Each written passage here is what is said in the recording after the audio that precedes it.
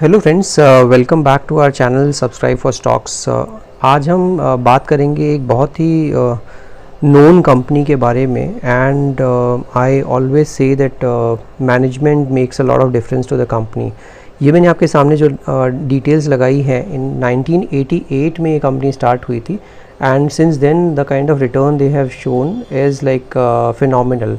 तो annual revenues in last 32 years grown by 23% CAGR. Similarly, net profit also grown by 28%. Shareholders over the last 32 years जो इन्होंने annualized return दी है वो 24%. Total assets as on 31st March 2020 almost 75,000 crores. Net worth अगर बात करते हैं तो 30,572 करोड़। तो ये जो रोबस्ट रिटर्न्स हैं, ये कंपनी का नाम आप लोग ज़रूर जानना चाहेंगे कि ये कंपनी का नाम क्या है। तो इस कंपनी का नाम है पिरामल एंटरप्राइजेज़ लिमिटेड। तो पिरामल एंटरप्राइजेज़ का FY20 में जो टोटल रेवेन्यू रहा है वो 13,068 करोड़ का रहा है। और इसमें दो आर्म्स हैं। फाइनेंशियल सर्विसेज आर्म है जो कि कंट्रीब्यूशन जिससे आता है 59%, एंड दूसरा जो आर्म है वो फार्मा से बिजनेस आता है which contributes around 41% of the total business. In fact financial services से बिजनेस ज़्यादा आता है, but still like this pharma Piramal enterprises is known for the pharma business. And इनका जो पीयर कंपैरिजन भी होता है वो फार्मा बिजनेस से ही होता है। अब हम थोड़ा बिज़नेस के बारे में और डिटेल में समझते हैं कि किस तरह के बिज़नेसेस में ये लोग हैं और क्या कंट्रीब्यूशन आता है। तो अगर रिटेल होलसेल लेंडिंग की बात करते हैं तो लोन बुक जो है इनका या एसेट अंडर मैनेजमेंट जो है वो है 37,561 करोड़। तो ये पूरा end to end real estate financing model में डील करते हैं। इसी तरह से कॉर्पोरेट फाइनेंस ग्रुप की बात करते हैं तो 7,868 करोड़ हैं। ये non real estate corporate lending में ये लोग हैं, जिसमें कि कोई सेक्टर स्पेसिफिक नहीं लेंडिंग करते हैं, बट किसी भी सेक्टर को लेंडिंग करते हैं, बट नॉन रियल एस्टेट इन्होंने ये बात की है। इसी तरह से हाउसिंग फाइनेंस कंपनी की बात करें तो वो जो है वो business offering individual retail loans to home buyers. जैसे हम लोग अपना घर खरीदते हैं तो हमने HDFC का नाम सुना है या डिफरेंट बैंक्स का नाम सुना है, LIC हाउसिंग फाइनेंस सुना है। उसी तरह से इन्होंने भी अपनी हाउसिंग फाइनेंस कंपनी बनाई है जिसमें कि 5,534 करोड़ का असेट अंडर मैनेजमेंट अभी है। Other retail lending, building a multi product retail lending platform, तो अभी ये लोग बिल्डअप फेज़ में है इसमें। और ऑल्टरनेटिव AUM जो है कुछ ऑलमोस्ट 11,500 करोड़ का इनके पास ऑल्टरनेटिव AUM भी है। Investment in Shriram, leading player in MSME financing में जो है उसमें भी इनका ऑलमोस्ट 4,000 करोड़ का एक्सपोजर है। अब हम इसमें देखते हैं कि ये जैसे लोन बुक स्प्लिट है एज ऑफ मार्च 31st 2020 में अगर देखते हैं तो टोटल जो लोन बुक है वो ऑलमोस्ट 50,963 करोड़ की है। इसमें से मेजर जो कंट्रीब्यूशन आता है which is 70% is from wholesale real estate, and that is one of the reason कि पिरामल एंटरप्राइजेज़ का जो शेयर 3,3100-3200 पे हुआ करता था वो 600-700 पे भी मिला आपको, और आज की तारीख में 1,500 पे मिला, बिकॉज इन्होंने रियल एस्टेट होलसेल फंडिंग काफ़ी की है।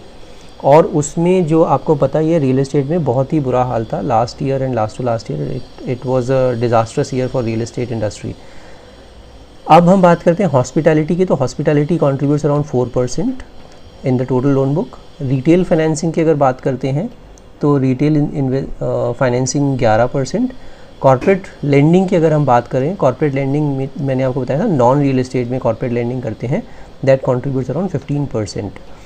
अब इन जैसा मैंने बताया 70% is a pain point for them, and that is the reason they are focusing on reducing this dependency on wholesale lending. तो आप देखेंगे अगर मार्च 2019 में होलसेल लेंडिंग का जो बुक था वो 51,436 करोड़ था, वो घट के मार्च 2020 में 45,429 करोड़ हो गया है। तो 12% का इन्होंने अपनी डिपेंडेंसी कम की है इसके ऊपर। अब हम अगर देखें हाउसिंग फाइनेंस लोन बुक की अगर बात करें तो हाउसिंग फाइनेंस लोन बुक जो है इन्होंने बहुत अच्छे से ग्रो की है। 1120 करोड़ से बढ़ा के मार्च 2020 में 5534 करोड़ कर दिया है। तो ये एक स्पेस है जहाँ पे कि थोड़ा सा NPAs कम होते हैं, क्योंकि इंडिविजुअल जो होम बायर्स होते हैं वहाँ पे NPAs होना थोड़ा डिफ़िकल्ट होता है, because and secondly this is a secured loan also. तो अगर आप नहीं भी देते हैं और डिफ़ॉल्ट करते हैं तो at least they can sell that property and get their money back. So that is an interesting space and I think they are growing quite rapidly in this particular space as well. Pharma का भी हम देखते हैं तो pharma business जो है, pharma जो CDMO business है that contributes around 3,154 crores.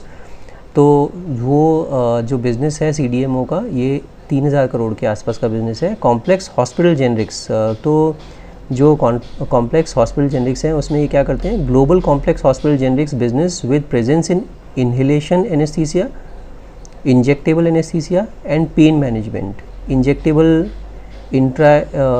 Intrathecal therapy and other injectables. तो इंजेक्टेबल्स का बिज़नेस है इनका, उसमें ये 1853 करोड़ का बिज़नेस टोटल है इनका एनुअली. कंज्यूमर हेल्थ केयर में सैरिडॉन सबने सुना होगा, it is a pain management और पेन किलर बेसिकली. तो 418 करोड़ का बिज़नेस यहाँ से भी आता है इनको. एंड जॉइंट वेंचर विद एलोगन जो कि 380 करोड़ के आसपास का बिज़नेस इससे भी आता है. तो इसमें भी थोड़ा सा हम देखते हैं कि किस तरह का बाइफर्केशन और किस तरह से ग्रोथ दिखा रहे हैं लोग. फार्मा रेवेन्यू जो है उसका परफॉर्मेंस अगर आप देखेंगे तो 2011 से लेके 2020 तक ये कुछ 9 साल में 15% रेवेन्यू कैगर पे ग्रो कर रहा है. तो ईयर ऑन ईयर 15% ग्रो कर रहा है. अगर हम लोग इसमें जियोग्राफिकल ब्रेकडाउन देखते हैं ऑफ रेवेन्यू का, तो इसमें नॉर्थ अमेरिका जो है वो मेजर कंट्रीब्यूटर है and second major contributor is Europe 22%. Then comes India 18%, then rest of the world 15% and Japan 6%. तो इसमें भी अमेरिका एंड यूरोप मिला के कुछ 61% का कंट्रीब्यूशन आता है इन दो ज्योग्राफी से. अब हम बात करते हैं इनका एबिडा कैसे ग्रो कर रहा है कुछ लास्ट 9 साल में. तो एबिडा की बात करते हैं तो FY 2011 में ये 110 करोड़ था which has increase to 1436 crore. तो 26% का ग्रोथ ये अभी एबिडा जो है वो शो कर रहे हैं, which is a good EBITDA margin और एबिडा ग्रोथ एज वेल. अब ये मैंने आपके सामने की हाइलाइट्स शो किए हैं एंड इसमें अगर आप देखेंगे ये Q1 FY 21 का जो फर्स्ट क्वार्टर का जो इन्होंने रिज़ल्ट शो किया था उसमें ये कुछ अनाउंसमेंट्स किए थे कि फार्मा फंड रेज जो किया है इन्होंने कार्लाइल से कुछ 20% स्टेक सेल के बारे में बात की है, जिसका कि टोटल इन्वेस्टमेंट जो फ्रेश इक्विटी इन्वेस्टमेंट करेगा कार्लाइल फार्मा में वो है $490 million, which is a significant amount. Secondly जो ये लोग फोकस कर रहे हैं डिलीवरेजिंग की बात कर रहे हैं ये लोग. Net debt reduction of 13,900 crore का since last 1 year and net debt to equity decline to 1.2 times which was earlier 1.9 times. तो इन्होंने अपना डेट इक्विटी रेशियो भी कम किया है और डेट रिडक्शन कर रहे हैं ये लोग, अपना सिग्निफिकेंटली डेट रिडक्शन किया है इन्होंने. अब हम फार्मा की बात करें तो despite the impact of covid globally delivered revenue of 1,038 crore in Q1 FY 21, that is 90% of Q1 FY 20 revenues. तो 90% ऑलमोस्ट इन्होंने बिजनेस किया है. तो 10% लॉस हुआ है इनको कोविड-19 सिचुएशन में. Acquired solid oral dosages drug product facility in US also. तो इन्होंने एक ये एक्विजिशन भी की है US में. इंडिया कंज्यूमर प्रोडक्ट की बात करते हैं तो India consumer product grew by 28% Q1Q to 104 crore. So ये भी एक अच्छी चीज़ है कि इसमें कंज्यूमर प्रोडक्ट्स भी बढ़ रहे हैं इनके. रिटेल लैंडिंग की बात करें तो making significant progress on building a multi product retail landing platform digital at its core. तो ये multi product retail landing platform का भी ये लोग चीज़ें चल रही हैं प्रोग्रेस में. अब हम इनका थोड़ा रेवेन्यूज़ और नेट प्रॉफिट देखेंगे. तो रेवेन्यूज़ भी आप देखते हैं 6 ईयर्स में अगर देखें 15 से 21 तक Q1 FY 21 तक ये ईयर ऑन ईयर परफॉर्मेंस हम लोग देख रहे हैं. तो इसमें भी 21% का जंप आया है, बट YOY -8% का डिक्लाइन आया है and that I will discuss it in the later stages as well कि ये किस तरह से बाइफर्केशन है. 8% का जो डिक्लाइन आया है. नेट प्रॉफिट की बात करें 6 साल में तो 44% का कैगर ग्रोथ दिखाया है एंड YOY चेंज भी अगर देखते हैं तो 448 करोड़ था लास्ट ईयर Q1 FY 20 में एंड अभी 496 का इन्होंने नेट प्रॉफिट शो किया है. तो कंपनी ने काफ़ी रेजिलेंस दिखाया है, resilient performance in Q1 FY 21, so which is a good indication. अभी जैसे मैंने आपको ये बताया था कि फाइनेंशियल सर्विसेज में जो लोन बुक है इसमें ये लोग क्या फोकस कर रहे हैं, तो ये 11% का इन्होंने अपना होलसेल लोन बुक में अपना कंसंट्रेशन कम किया है। इसी तरह से टॉप 10 एक्सपोजर्स अगर देखेंगे तो टॉप 10 एक्सपोजर मींस लाइक जो टॉप 10 कस्टमर्स हैं उसमें इनका बहुत ज़्यादा कंसंट्रेशन था और काफ़ी बिजनेस वहाँ से आता था, उसमें भी इन्होंने थोड़ा सा डिक्लाइन दिखाया है, which is a good thing because they are diversifying their portfolio and not dependent only on those top 10 clients only। तो वहाँ पे भी 21% का इन्होंने डिपेंडेंसी कम किया है। सिंगल बोरोवर एक्सपोजर जो नंबर ऑफ़ अकाउंट्स है जहाँ पे कि 15% से ज़्यादा का नेटवर्थ था और डिपेंडेंसी थी, वो भी 3 थे पहले, अभी उसको घटा के एक कस्टमर और एक अकाउंट कर दिया जहाँ पे कि 15% से ज़्यादा इनका एक्सपोजर है। अब हम ये देखते हैं कि फार्मा में जो इन्होंने रेजिलेंट परफॉर्मेंस दिखाई है रेवेन्यू पे, उसको हम थोड़ा सा समझते हैं कि उसमें क्या कंट्रीब्यूशन है और कैसे कंट्रीब्यूशन है। तो आप देख सकते हैं फार्मा का रेवेन्यू जो है Q1 FY11 से लेके इन्होंने शो किया है और Q1 FY21 में 1038 करोड़ का इन्होंने रेवेन्यू क्लॉक किया है।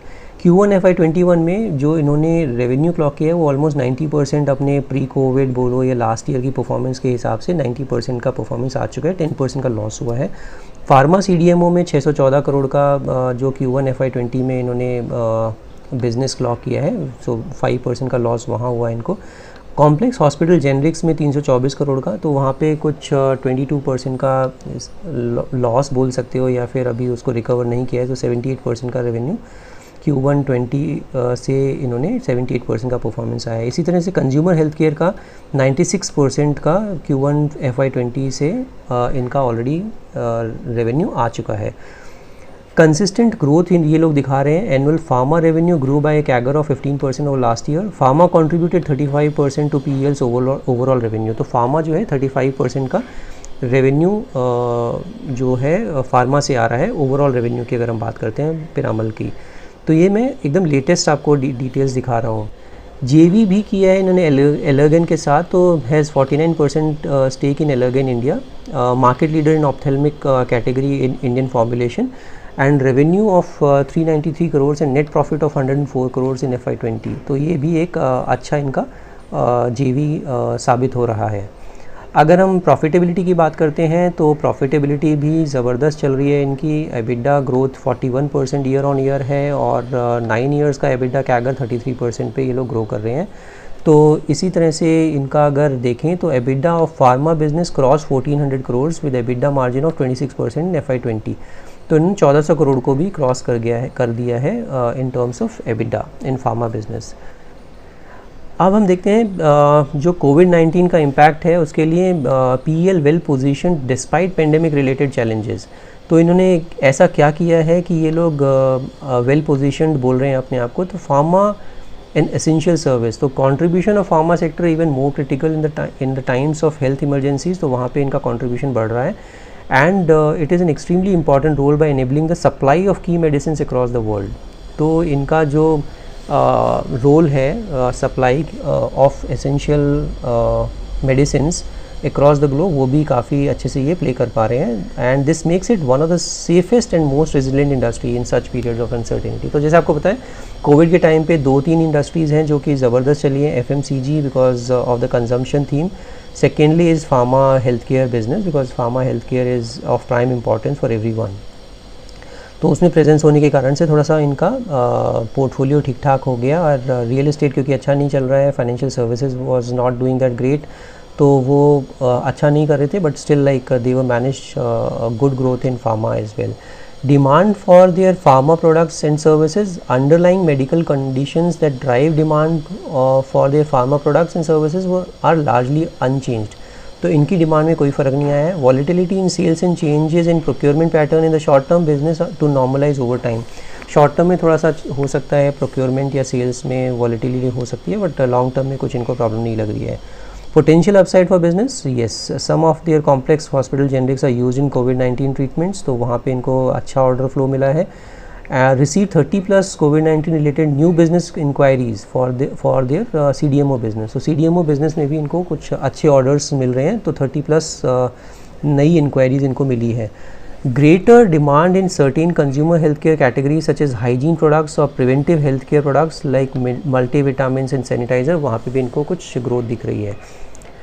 अब हम बात करते हैं इसकी जो मेजर्स इन्होंने लिए थे, जो सिक्योरिंग सप्लाई चेन, तो इन्होंने क्या किया था, इन्होंने 20 महीने पहले ही alternative vendor management was proactively accelerator, तो 20-21 महीने पहले इन्होंने प्रोएक्टिवली ये काम किया था and reduce location and supplier concentration risk, तो एक जगह पे सप्लायर होने की बजाय इन्होंने काफ़ी ज़्यादा डाइवर्सिफाई कर लिया था, इसी वजह से कोई नेगेटिव इम्पैक्ट इनको नहीं दिखा है।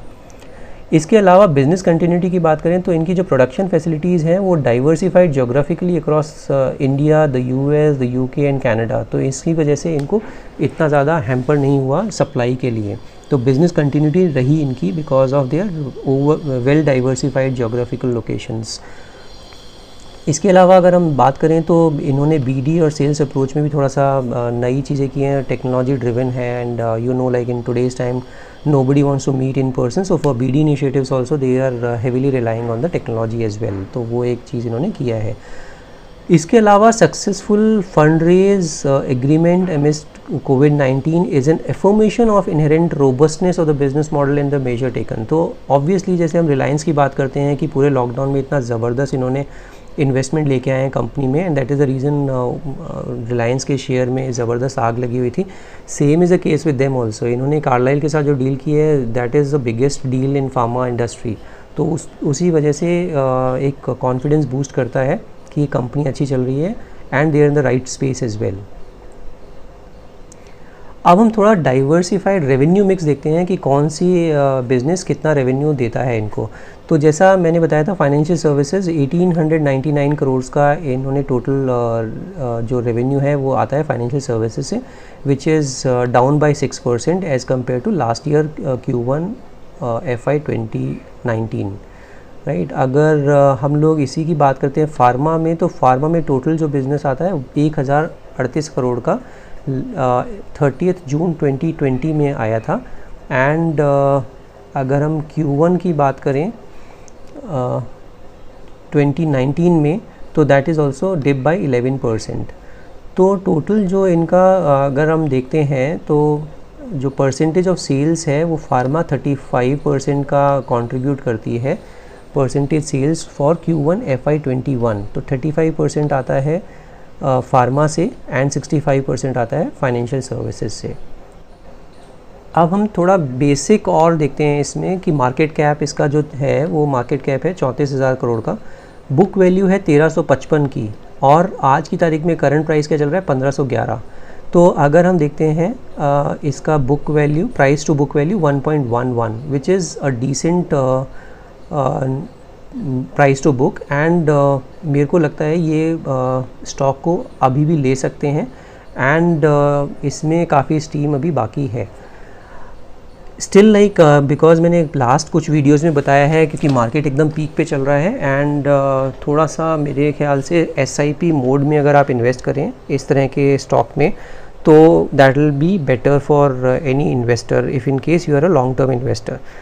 अगर इंडस्ट्री की PE की बात करें तो 26-27 की PE है, जहाँ पे कि स्टॉक PE है 425 की, तो it shows that it is highly priced as per price to earning, but अगर प्राइस टू बुक देखेंगे तो 1.11, तो it is a decently placed in terms of and earning. जो प्राइस टू अर्निंग है वो भी प्राइस ऑब्वियसली बढ़ गया है, अर्निंग अभी इन्होंने ग्रोथ उतनी शो नहीं की है, तो वो भी मैं थोड़ा सा और डिटेल में जाएंगे और बात करेंगे उसके बारे में। इसी वजह से ये प्राइस अर्निंग थोड़ा ज़्यादा इन्फ्लेटेड फिगर लग रही है आपको। ROCE 9.65 that is not good, ROE तो बहुत ही पुअर है, बट आने वाला जो टाइम है इसके लिए काफ़ी अच्छा हो सकता है। जैसे मैंने बताया था इसको जो कंपैरिजन करते हैं वो फार्मा से करते हैं, तो that is I think I don't know why they are doing it, but I think इनका जो फाइनेंशियल सर्विसेज कंट्रीब्यूट करता है वो 65% कंट्रीब्यूट करता है अभी। अब अगर हम बात करते हैं जो नेट प्रॉफिट की, तो लास्ट क्वार्टर में अगर हम जून FY 2019 यहाँ बात करते हैं तो 449 करोड़ का था और अभी 496 करोड़ का है, तो ये नेट प्रॉफिट में इंक्रीज़ दिखा रहा है। अब मैं आपको सीधे लेके चलता हूँ शेयर होल्डिंग पैटर्न पे। शेयर होल्डिंग पैटर्न में अगर आप देखेंगे तो शेयर होल्डिंग पैटर्न में प्रोमोटर्स का जो हिस्सा है वो है 46%, राइट। और FIIs अगर देखेंगे तो FIIs काफ़ी ज़्यादा इस शेयर पर बुलिश हैं। अगर आप देखते हैं जून क्वार्टर में 29.56 FIIs ने फिर से इसमें इंक्रीज़ किया है अपना शेयर होल्डिंग, और कंसिस्टेंटली अपना शेयर जो है वो अपना बढ़ाते ही जा रहे हैं। 26%, 27% से लेके अगर आप देखते हैं 28.5%, 29%, अब नाउ 29.56% इन्होंने जून क्वार्टर का शेयर होल्डिंग दिखा रहे हैं। DIIs की बात करें तो DIIs ने भी अपना शेयर बढ़ाया है और पब्लिक का कम हुआ है, which is a very good sign. As repeatedly I am saying this in my videos कि अगर DIIs एंड FIIs बढ़ा रहे हैं तो उसी टाइम पे हमें भी अपना बढ़ाना चाहिए शेयर इस तरह की कंपनीज़ में, और जब ये लोग निकलें तो हमें भी निकल जाना चाहिए, बिकॉज रिटेल इन्वेस्टर किसी भी शेयर को ड्राइव नहीं कर सकता, ड्राइव करने वाले FIIs एंड DIIs ही हैं। तो अगर वो बढ़ा रहे हैं तो हमें बढ़ाना चाहिए, और अगर वो घटा रहे हैं तो हमें भी घटा लेना चाहिए और निकल जाना चाहिए at the right time.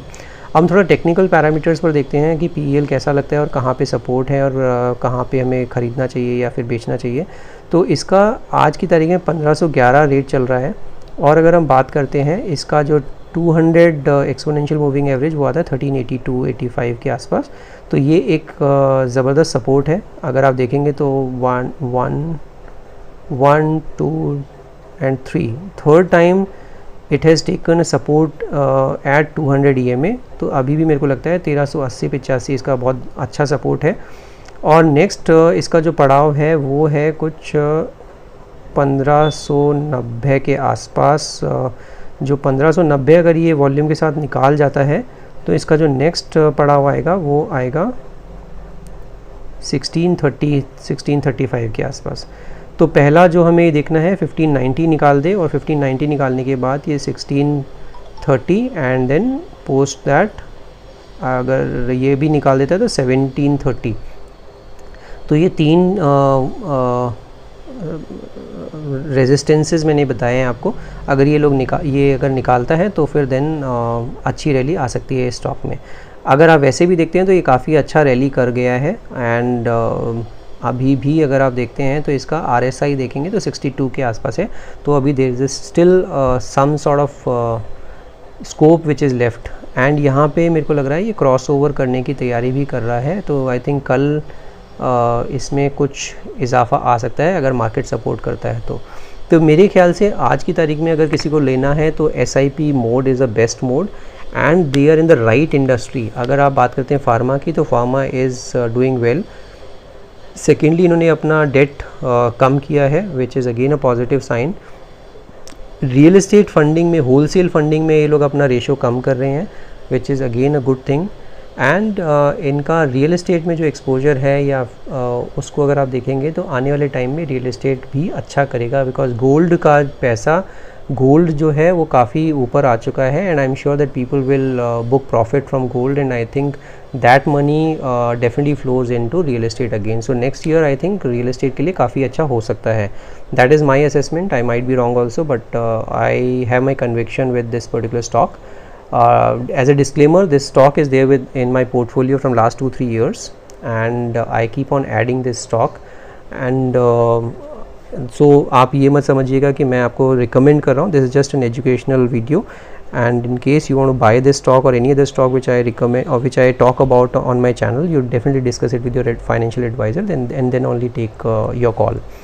So this is it for today's video. In case you like my video, do share it with your friends, and if in case you haven't subscribed my channel, do subscribe it, and we'll see you in the next video. Thank you so much.